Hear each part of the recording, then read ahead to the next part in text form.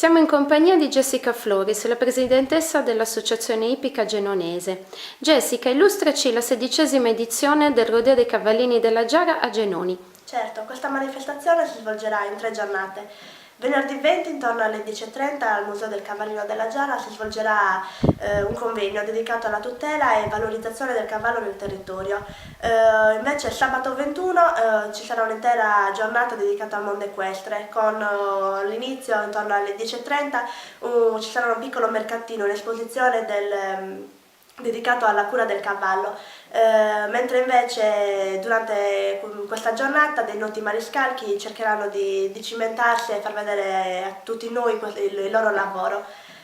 Dopodiché ci sarà il pranzo di 8 euro e nel pomeriggio ci sarà una dimostrazione di monta da lavoro e lavoro in piano.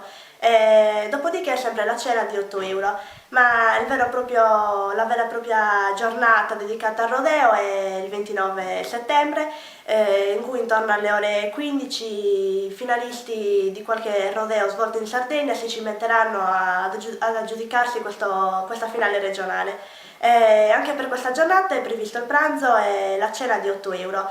Vi ricordiamo inoltre che ci sarà 15 giorni di mostra fotografica da visitare presso il Museo del Cavallino della Giara a partire dal 14 settembre. Vi aspettiamo numerosi. Grazie mille.